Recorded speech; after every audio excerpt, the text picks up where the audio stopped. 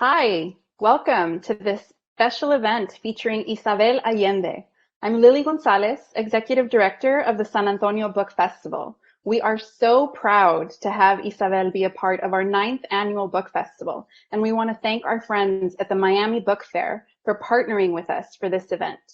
Before we begin, Isabel will be taking questions from the audience, so please use the chat to ask away. And of course, by her latest book, Soul of a Woman, an inspiring meditation that asks the question, what feeds the soul of feminists and all women today? You can order additional copies from Nowhere Bookshop, the San Antonio Book Festival's official bookseller, by clicking on the Nowhere logo below. And special shout out to Books and Books, the bookstore partner of the Miami Book Fair. Local bookstores really need your support right now. They bring such tremendous value to communities, and they've been hit hard during this pandemic. So please support Nowhere Bookshop in San Antonio and Books and Books in Miami. Today's moderator is Anjanet Delgado. Anjanet is a Puerto Rican author of 2 novels and the editor of the upcoming Home in Florida, Latinx Writers and the Literature of Uprootedness. She comes to us today from her home in Miami.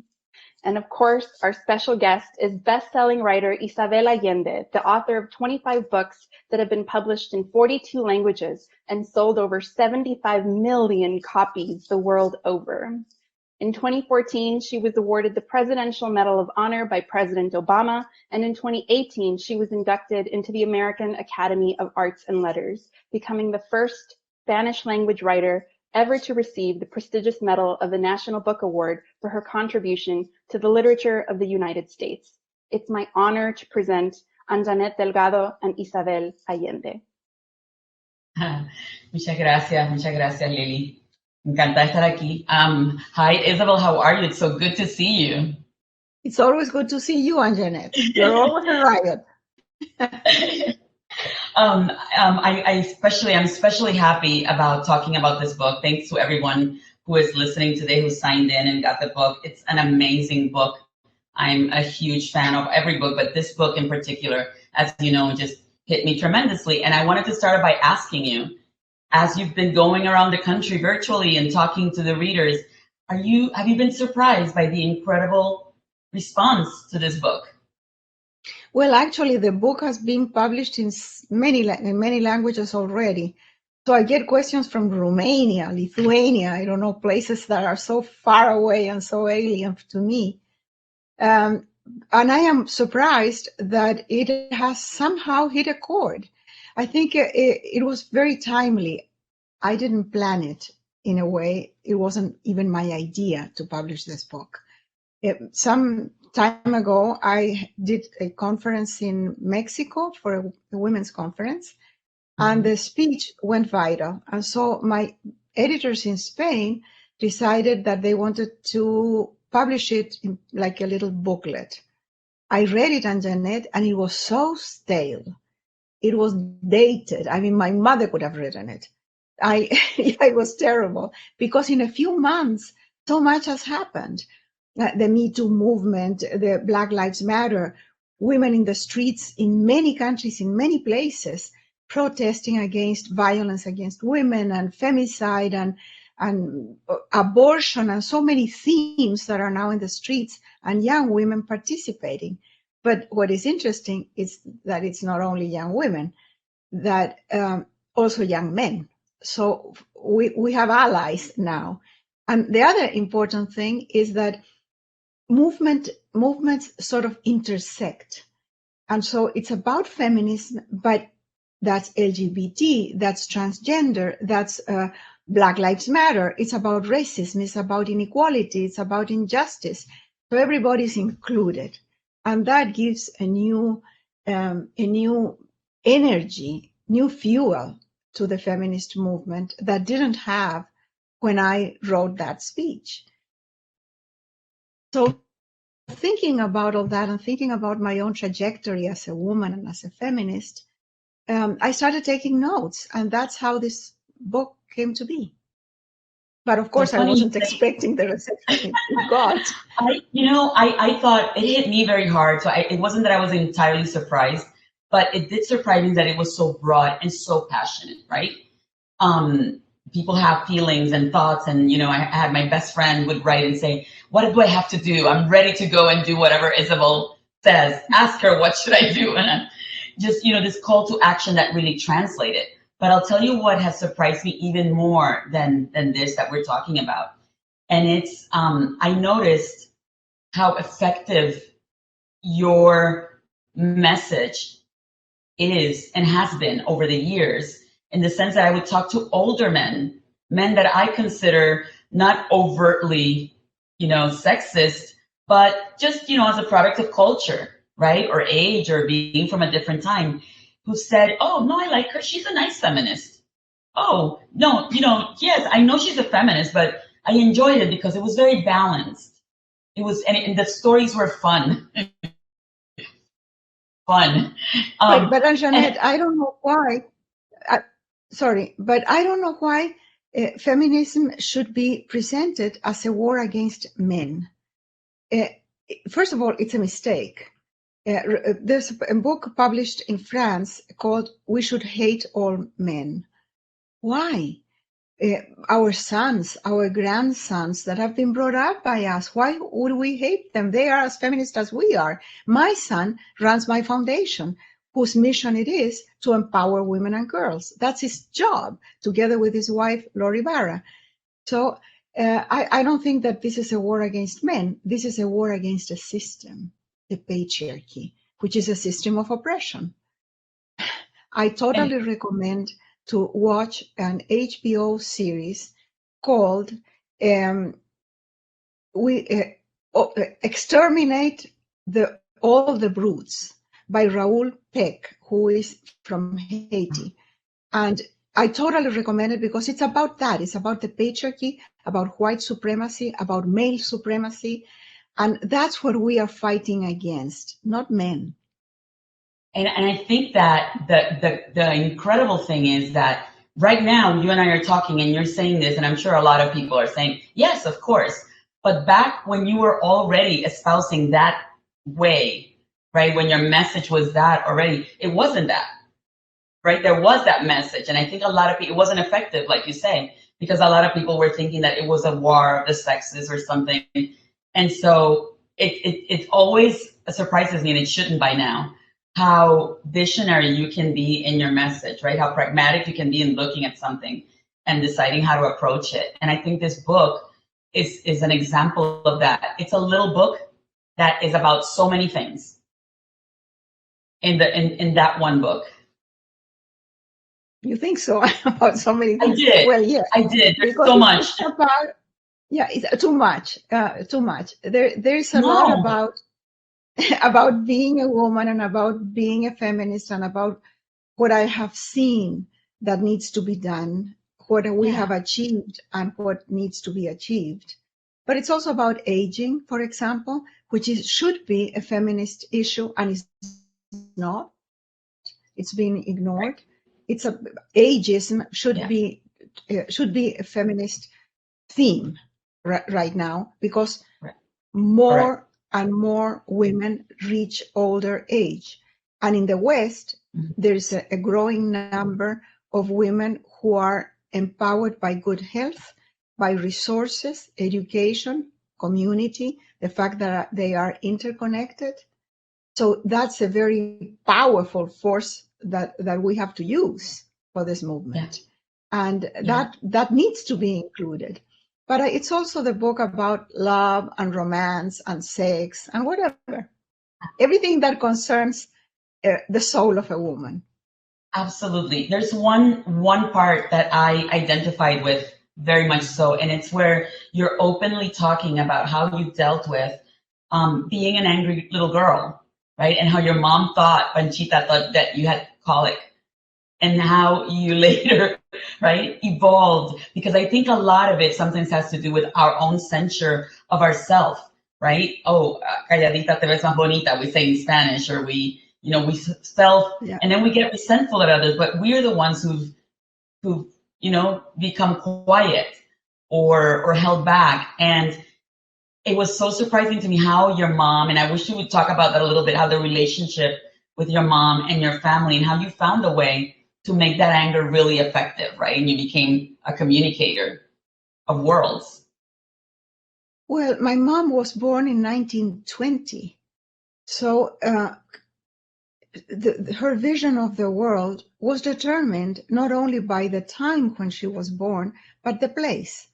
Chile in the 20s, can you imagine how backward and patriarchal and Catholic it was? And that was my family. The patriarch of my family was my grandfather, was a wonderful man, by the way. But the place of women was not even part of the conversation. It was not something that anybody cared about. Right. Women had been fighting for the vote, and they got it 20 years later. And that was supposed to be something that men gave women, and they forgot about cost. But the feminist movement arrived in Chile in the 60s. So it arrived later in Chile, and it came with the pill. That was really the moment, because the contraception gave women a freedom that they didn't have before. They could control their fertility, and by being able to do that, they could get out there and work out. That empowered them economically, gave them freedom, but also exposed them to a world that was not prepared for them, a masculine world with a lot of toxic masculinity.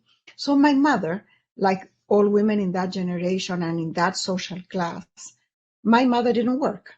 And for her, the idea was that, like herself, I would be somebody's mother and somebody's wife and be supported most of the time. Of course, I could have a minor job to help my husband at the beginning, but a career, forget it. I hardly finished high school. It was not important in my family for a girl to go to college. My brothers, however, needed to go to college, but not me. And I was always a good student.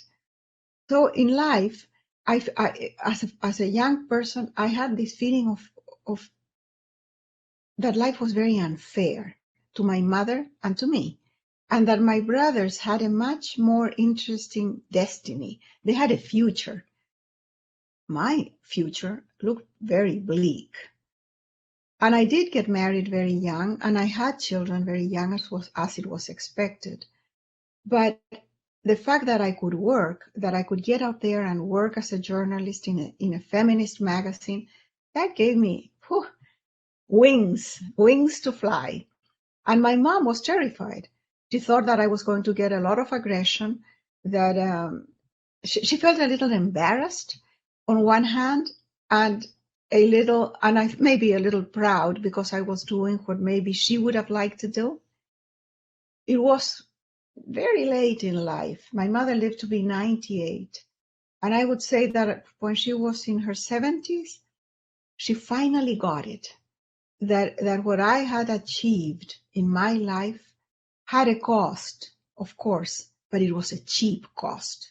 It was really a bargain, if you think about it, for all what I got. So you get some aggression, you get slapped once or twice, and then you slap back, and that's it.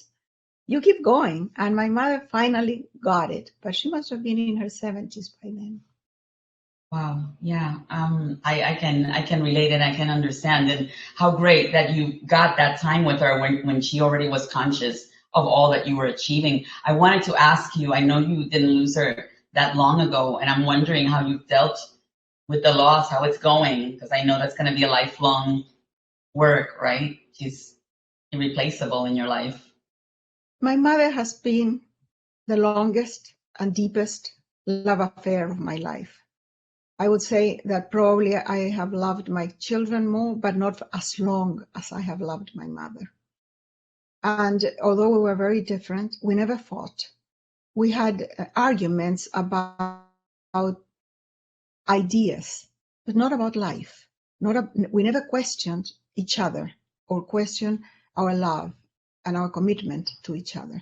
We wrote to each other every single day for decades. And when we were able to use email, sometimes more than once a day. And I have printed all my letters to her and all her letters to me. And those letters are in boxes in a storage room. My son, who had to digitalize many of the old letters, calculated that we have 24,000 letters in that garage. Right. So it's my mother's life, minute by minute, and my life. So can you imagine how much I miss her? I miss the daily letter, because in the daily letter I had her present, but I also had a record of my own existence. Now I have the feeling that days and nights blend into each other. And I cannot tell you what happened on Tuesday. I don't remember. And it doesn't matter. Before, it did matter. And it was in a letter from my mom. So after she died, which was like a couple of years ago, I wanted to keep on writing to her. So I did it, but it was so artificial. It was like keeping a journal, and it didn't last long. So now I am stuck with blending days and nights. Stuck with blending days. You know, I didn't know this other part. We had talked about some other things before, but it does come through in the book. One of the things that surprised me was how in that book you could have, you know, everything about feminism in your life.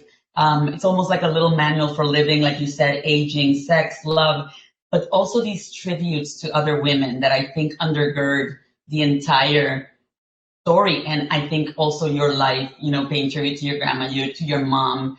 And I got that feeling. It was very uplifting. I got to feel a little bit like if I had known her, to see that relationship between you two. I really enjoyed that. And also the other women. I would not be here. I would have not been able to do anything without the help I have had. And that help has come always from women. I would say that the men who have helped me in my life was my grandfather, who instilled in me the rough values that kept me going when times were very difficult. My stepfather, who was my real father after I finally accepted him, and of course my son. But I don't even count my husbands or my lovers, because it's wonderful that I have been able to share time with them, but they haven't given me what these other three men gave me and what women have given me. My mother, my grandmother, the wonderful women that worked in my house and helped me raise my kids, my mother-in-law, an adopted grandmother, my agent, and now the fantastic women I meet through my foundation. And of course, my daughter-in-law, who runs the foundation, Lori. You can't imagine the stories I hear. I don't need to invent anything, Anjanette. All the strong women that appear in my books, I know them. I know them. And that comes through, I think. I have to wait until it came out in English to give it to my daughters, who understand Spanish but don't read it as well. Because I thought this is a manual for them. This is, like it's like a guide. They can see a catalog of lives of other strong women and how they dealt with even bigger odds to achieve their dreams and be happy. I think another thing that comes through or came through for me was it's important to be happy as a woman. You know, sacrifices are important, but yeah, I keep saying that this is a very long struggle that has been going on for a long time and will continue for a long time. So let's go to war, but happily, joyfully. Let's have fun. This doesn't have to be something somber. Let's leave the somber and the violence and the ugliness to the wars that men have. Ours has to be full of light and compassion and empathy. Let's dance and play and sing. I can't sing, but at least I can dance. Let's do it. Talking about that, and just to go a little forward looking for a minute, right? I think you gave us a call to action in it, and I wondered as I was reading, what do you feel we should have achieved already that maybe we haven't? What, if there's anything that you feel like, wow, we've been at this fight all this time and we're still, do you have those feelings like, Why doesn't this go faster? Like you were saying, it's a very long struggle. Look, when it started for me, I was in my 20s. I started working as a feminist journalist, and I thought this is such a rational, obvious, fair thing to do that in a matter of 10 or 15 years, humanity will get it and it will be done. Look, it didn't happen because I didn't know then that the goal was much bigger than changing a few laws. The goal was to defeat a system of oppression. And that takes a very long time. But this is a revolution. And like every revolution, it starts with anger at something that is basically unfair, something that you want to change in the world. And then you don't have a roadmap. You don't have a manual. You just keep going and inventing and improvising along the way. And you make mistakes and you reach crossroads and obstacles. And sometimes the revolution seems to be stalled. And then it keeps a new wave of young people come in and then they keep it moving. So there is a lot to be done. When you ask me what is there to be done, first I have to say that the fact that we have not achieved it doesn't mean that we have failed. It means that it was much bigger than we thought at the beginning. I think that the most important thing is to understand that certain privileged women in the West who have education and healthcare, who have control over their fertility and have some resources, are the feminists, or should be the feminists that help their sisters in the rest of the world that have not even heard about this yet. Women are still sold, young girls sold into premature marriage, prostitution, forced labor. They're exploited. Femicide goes with impunity. Honor killings, they're not even reported. So this war against women exists. We have to name it. It's a war. And we have to be aware of it. All women should. So let's start there by creating global awareness. And then we can go step by step. We have achieved a lot here, but this has not reached everywhere else. And that is very important to know. Yeah, I think when you mentioned at the beginning, the intersectionality, I think that was maybe for me the missing key that is very present in your book, and also very present this awareness that together causes can help each other, and that absolutely. Yeah, I mean, what when we talk about racism, about misogyny, about fundamentalism, about supremacy, these are all like bubbles that separate people. We are very tribal, and the patriarchy's interest is to keep us tribal, to keep us separated, so that we are more easily controlled. And once we are aware of how global this intersection can be, we can really become very powerful. I'm not talking about women only. I'm talking about all the people who feel oppressed, who feel left out, marginalized, abused, exploited, killed sometimes. Yeah. Maybe I am really very passionate about this right now because I just saw that TV series that I told you about, Exterminate All the Brutes, because it's so clear there. It's 4 episodes in which it is so clear what I'm trying to say, the intersection of the violence, of the violence that gives supremacy to a certain group of men. And I say a certain group because it's not supremacy to all. Right, absolutely. And I think that passion is part of what, fuels that message and makes it reach so many people. And then there's also the other uses for passion. And I wanted to ask you, I mean, it's been a year pandemic. What is it, 12 months, 13 months already of a different reality. And I think you had just gotten married recently before the pandemic hit. So what does a West Coast-based feminist do when she falls in love with an East Coast man and then a pandemic hits?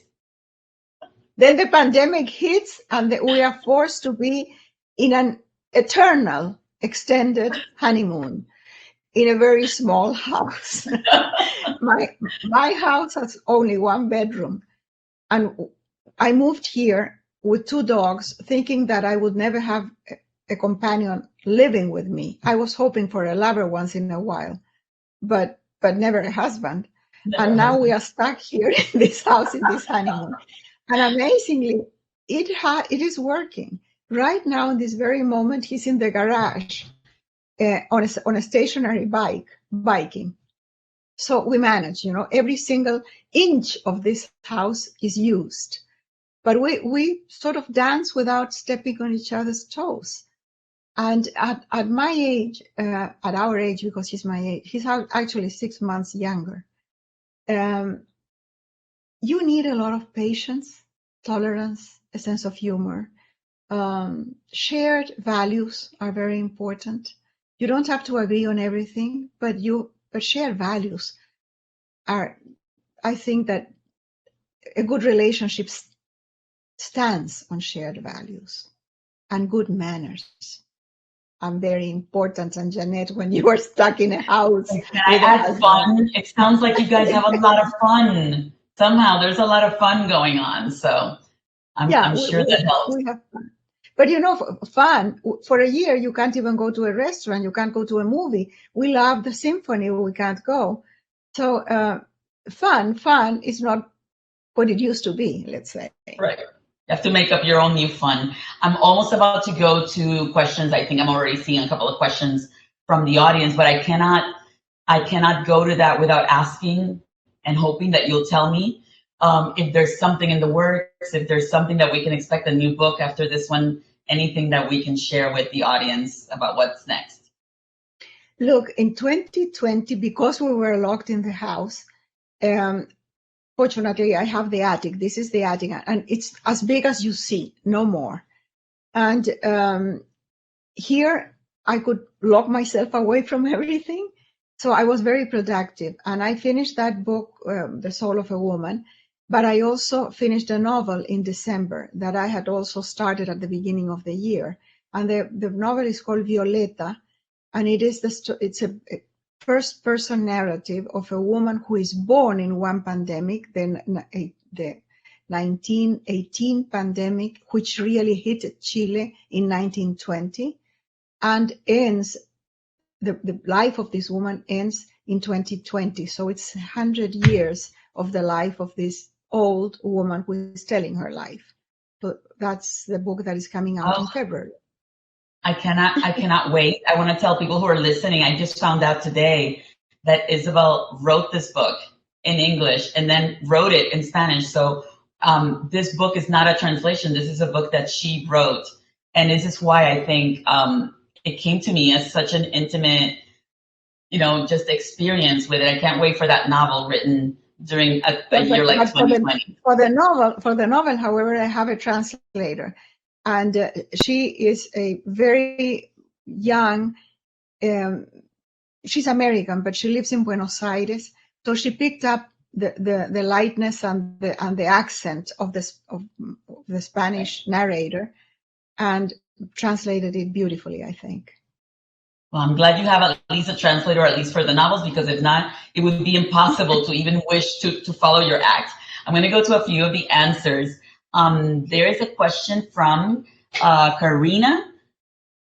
Your love and relationship with your mother has always been a part of your story. Years ago, you mentioned there were stories that, out of respect, you wouldn't tell until your mom was gone. Can you share more now? Well, actually, we promised each other that whatever we wrote in those letters, in those 24,000 letters, was confidential. Because we really wrote with no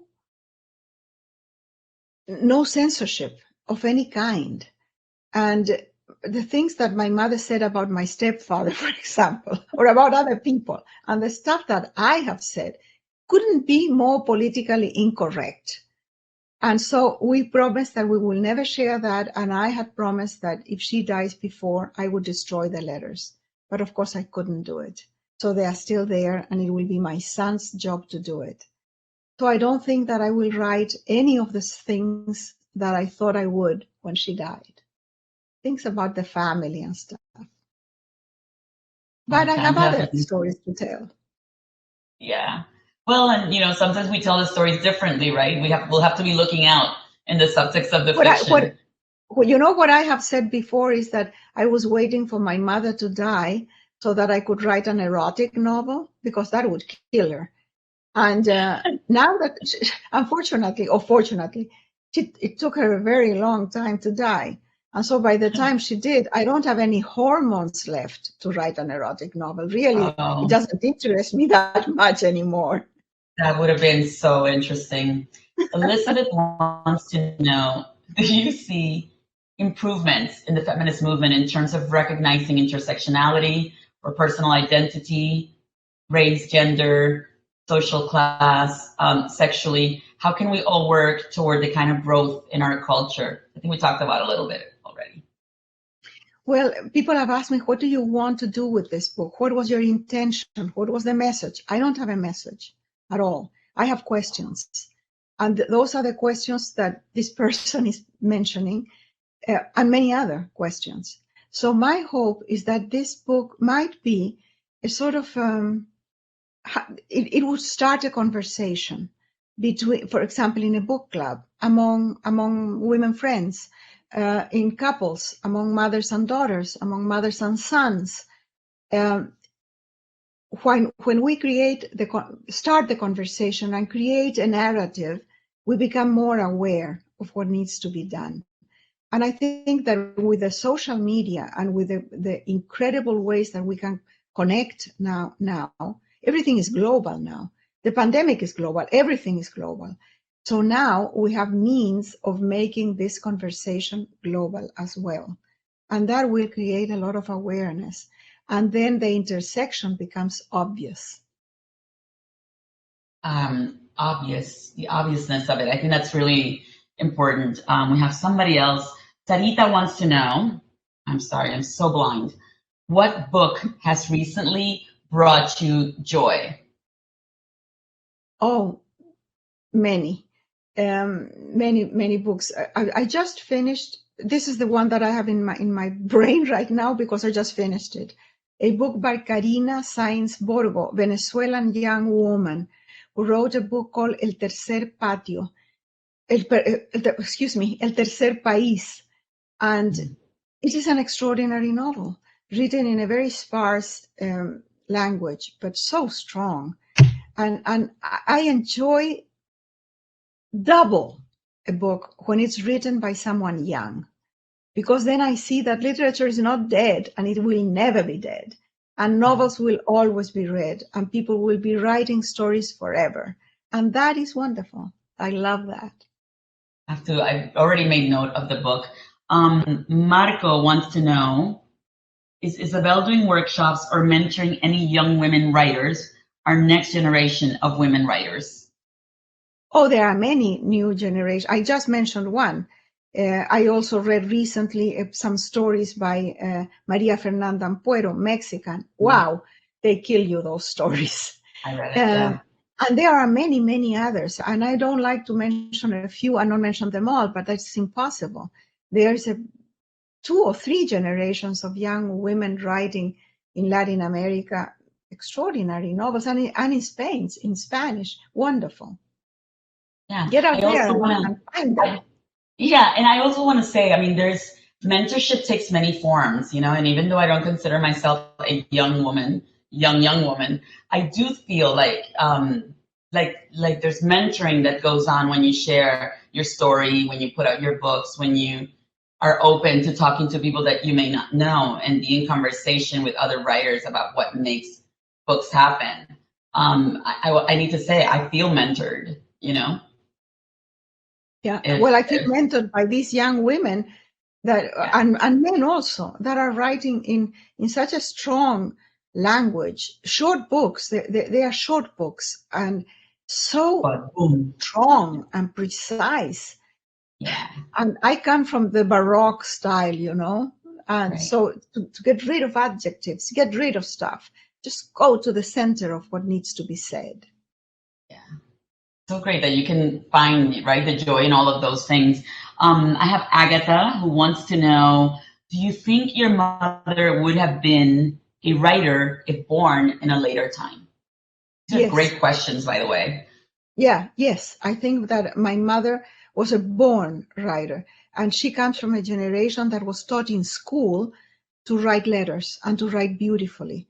So in my mother's generation, to make a spelling mistake was unforgivable. You learn you learn grammar, how to write a sentence, and how to write without spelling mistakes, and how to write with beautiful handwriting. All that's gone, completely gone, and maybe gone forever. Even the idea of writing letters is gone forever. But my mother could have been a wonderful writer. And when I started writing my books, she was my first editor. She would go line by line with a red pencil, and she couldn't correct the content so much, but she would correct the language and be absolutely unforgiving if there was something that sounded like a repetition or sounding in her ear didn't rhyme well or didn't have the intention or the emotion. So she was wonderful at that. She would have been a great writer. Great. Thank you for that. Martha has a question about Violeta. When can we expect that book to be on sale? It's going to be published all over in many languages the same day, February 22nd of next year. So not too much. Just good enough time to read this one and get ready for the next. It's great. Well, and this is the first time that I have an international launching. I feel like you know, like Harry Potter.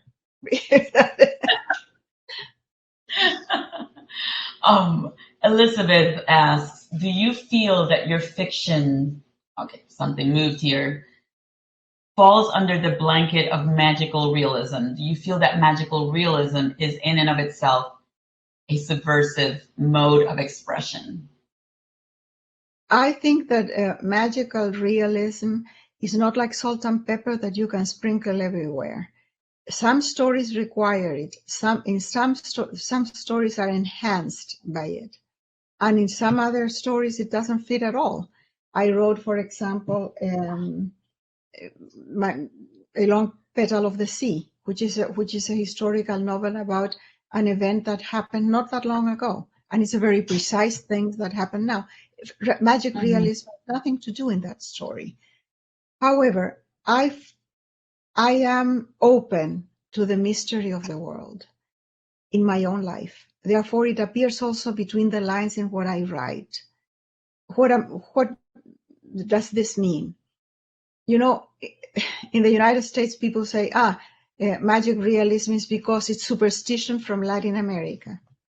Well, there is more magic realism in the United States than anywhere else.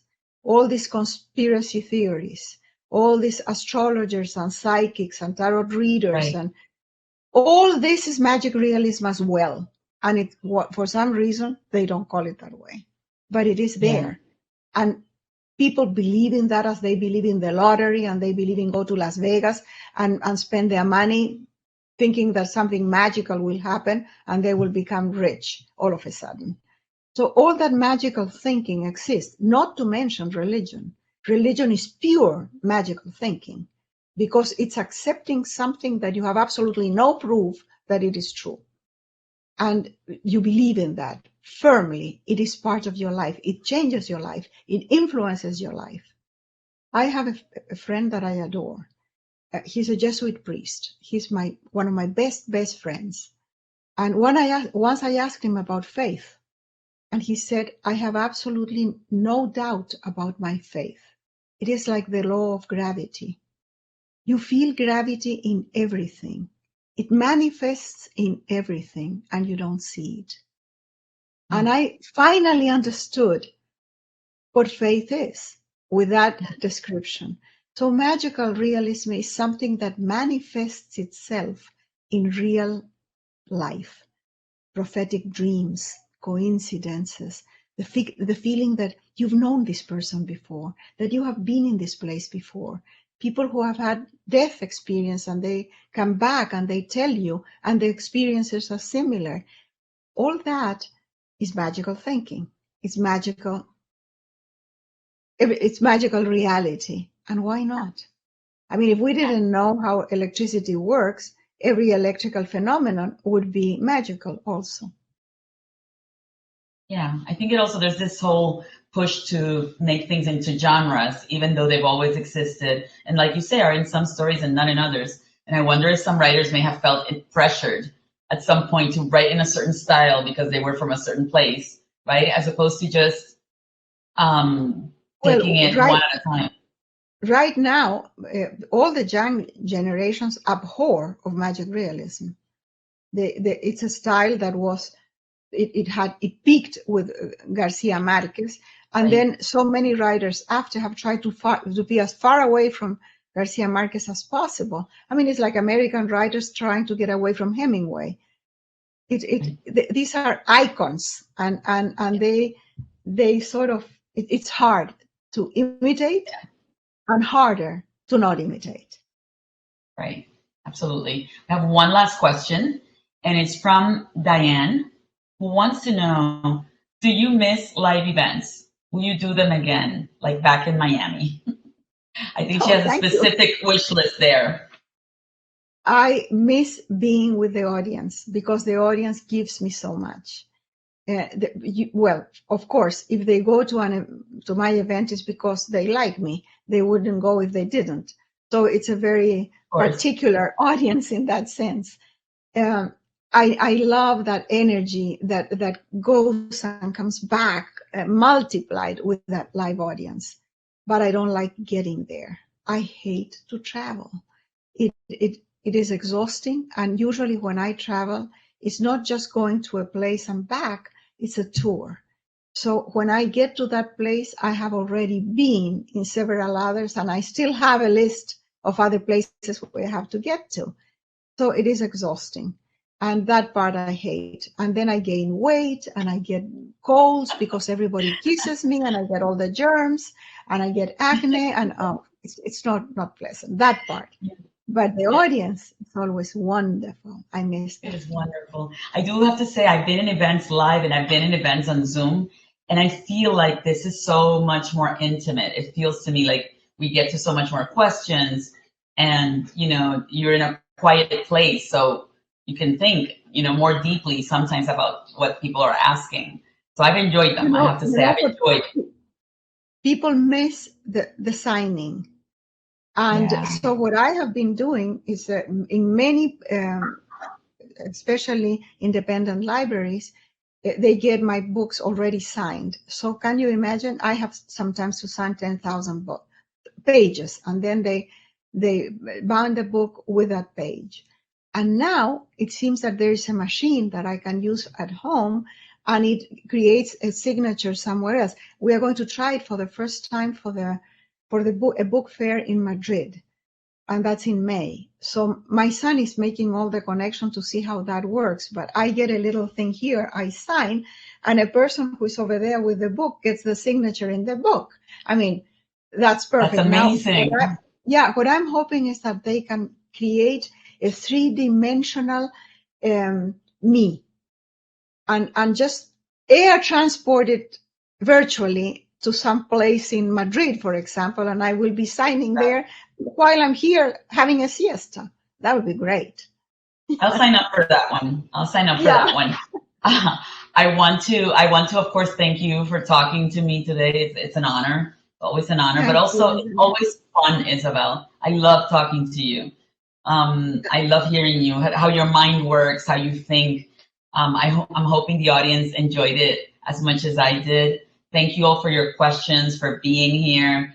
It's a fantastic book, and you may think I'm biased, but I used to think I would never like anything more than the novels. And I love the novels, but I loved this book. I absolutely did. So hopefully you'll check it out. Jeanette. Thank you to you and to all the organizers of this event and of the festival and everything. Thank you for reading, for promoting the books, for getting the word out there. Books connect us, and that's what I'm looking for, connection. Absolutely. Here we are. Thank you all so very much. We're going to end the broadcast in a few seconds. Thank you. Thank you for everything. Have a great one. Bye, Isabel. Thank you. Bye. Thank you.